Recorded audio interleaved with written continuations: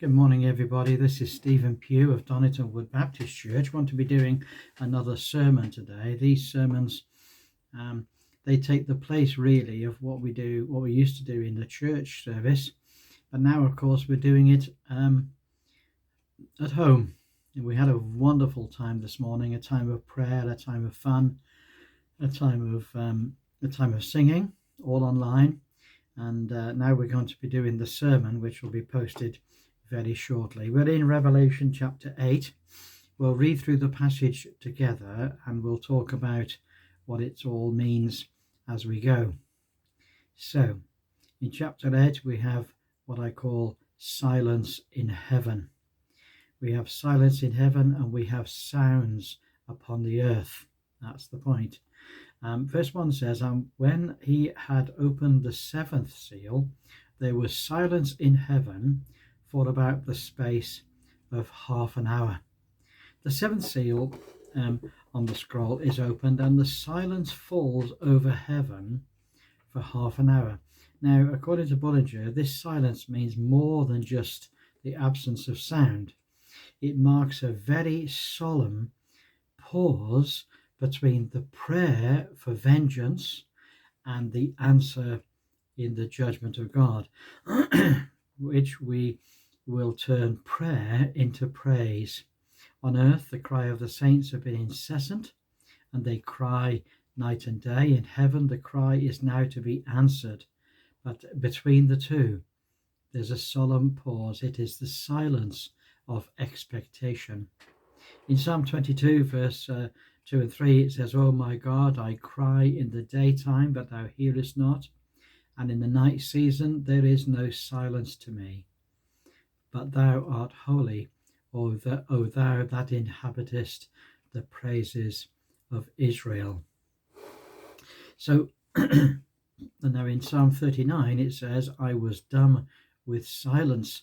Truly my soul is silent before God." It's not the silence of not knowing what to say. The person that is saying these things knows exactly what to say.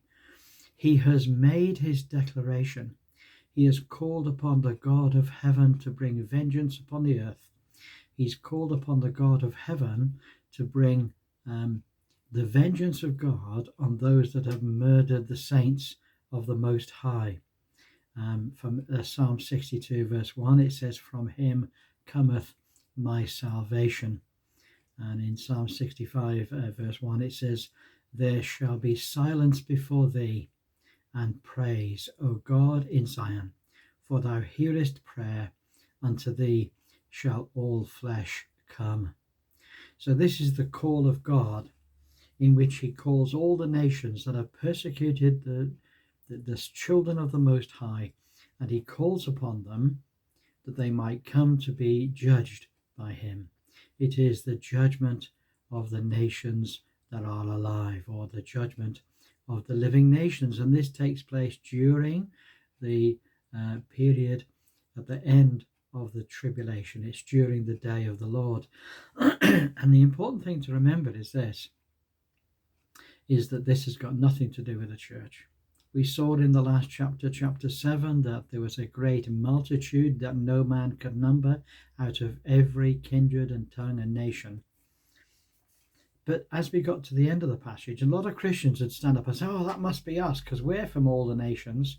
But just a minute now, it then goes on, and the question is put to John, and John, "Who are these people?" And John says, "Well, you know." And the Lord says, "These are those that have come through the great tribulation." So they're not Christians at all. These are the righteous. These are the people, the covenant people. These are the people of the earth, and they've come through the great tribulation. Now verse 2 says, "And I saw the seven angels which stood before God, and to them were given seven trumpets, and another angel came and stood at the altar, having a golden censer. And there was given unto him much incense, that he should offer it with the prayers of all the saints upon the golden altar, which was before the throne of God." So John sees seven angels and another angel which has the golden censer. So this is a golden censer, which is containing incense, which is the prayers of all the saints. And the censer contains their prayers, and it is offered on the altar before the Lord, before the throne, and the prayers ascend before God. Verse 4 says, "And the smoke of the incense, which came with the prayers of the saints, ascended up before God out of the angel's hand. And the angel took the censer and filled it with fire of the altar and cast it into the earth. And there were voices and thunderings and lightnings and an earthquake." So the angel then takes the censer and he fills it with fire, and then he throws it, he smashes it into the earth. And as a result, there is thundering and lightning and an earthquake in the world. And this is the beginning of some of the aspects of the wrath of God. Now, from verse 6 on, we have a thing which I call the seven trumpets sound. Let's read verse 6. "And the seven angels which had the seven trumpets prepared themselves to sound, and they blew their trumpets upon the earth. And the first angel sounded, and there followed hail and fire mingled with blood, and they were cast into the earth, and the third part of trees were burnt up, and all green grass was burnt up." Now the first angel, when he sounds, hail and fire mingled with blood comes down upon the earth. Now we don't know exactly what this means. Let's really be honest. We know what the words mean in English, but what it really means prophetically is very difficult, very difficult. When it talks about trees, when it talks about green grass, we must assume that it really is talking in a literal sense. It's talking about trees. When it mentions trees, it talks about trees. When it mentions grass, it's talking about grass. The result of the hail and the fire mingled with blood upon the earth, the result of that is that a third of all the trees in all the world are destroyed, and all of the grass of the earth is destroyed. You see, the grass is easily burnt. Trees, they can last a little longer. And then verse 8, it says, "The second angel sounded, and as it were a great mountain burning with fire was cast into the sea. And a third part of the sea became blood. And a third part of the creatures that were in the sea and had life died. And a third part of the ships were destroyed."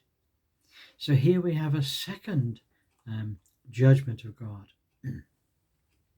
What appears to be a massive meteorite, as we might think, is thrown into the sea, and a third part of all the sea becomes blood.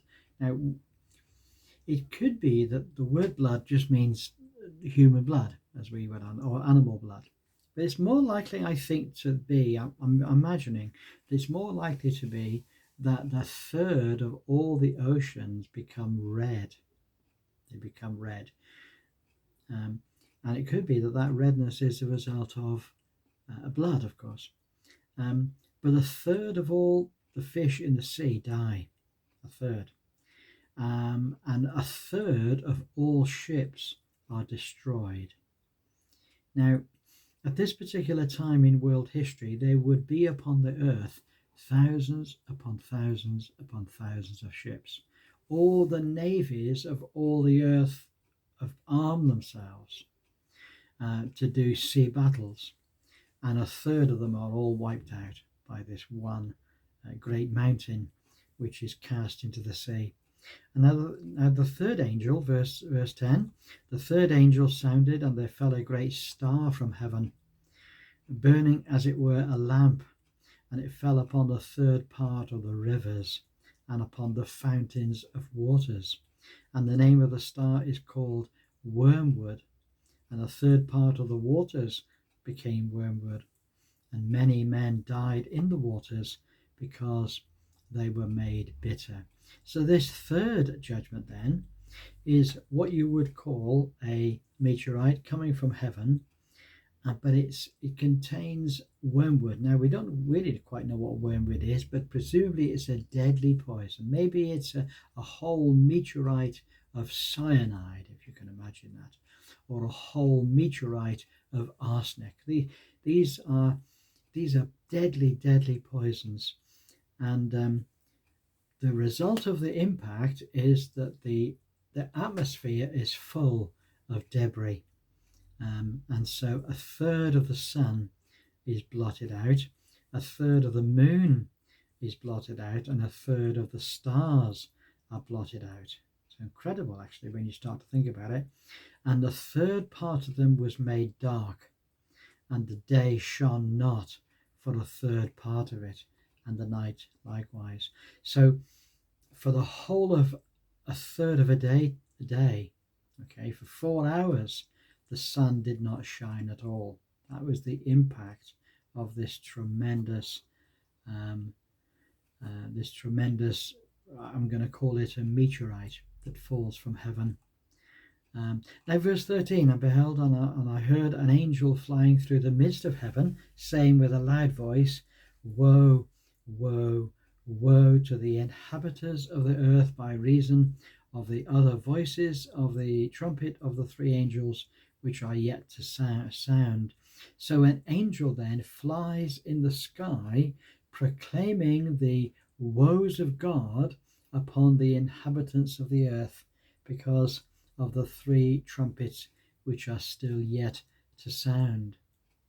So what have we seen in this passage? We see so far just 4 angels so far, and they bring about the devastating destruction of the whole, or not the whole of the earth, but a vast part of the earth. You've got a third of all the trees destroyed. You've got all grass gone, completely gone, burnt up. You've got a third of all the seas polluted. You've got a third of all the animals in the sea, the fish, have died. And you've got a third of all the navies of the world destroyed. Now, I don't know what your impression of this is, but for me it is utterly terrifying. And next week, God willing, in chapter 9, we're going to be taking a look at some other great woes. 3 more angels are still yet to sound with their trumpets, and when they do, there will be tremendous judgment of God that will be brought upon the world, such that no one has ever seen anything like it in the past, and no one will ever see anything like it in the future. So is this opening your mind? Opening your mind to what might be happening or what will be happening in the period of the Great Tribulation. This is when the wrath of God is poured out upon this world in such a manner that no one will have ever seen anything like it before, and nobody will ever see anything like it ever again. You know, in the last few years, particularly in the last year, we've seen pestilence, we've seen disease come into the world, and even though it's only affected a tiny proportion of the people of the world, imagine this. This is disasters on such a vast scale. It's pretty difficult for us to imagine it. You know, this isn't sort of 1 million people dying. This is 2 billion people dying, or more, maybe 3 billion dying. And so this is very difficult. Imagine a third of all the oceans polluted. Imagine a third of all fish stocks in all the oceans perish. Imagine a third of all the grass. Imagine all the grass in all the world dying. And imagine also a third of all the navies of all the world destroyed. Now that is a serious time. And that's what's going to be happening. In the time of the Great Tribulation, men are going to be completely overawed. They will lose heart completely. They will wonder what on earth has hit them. And this is the judgments of God upon a wicked world.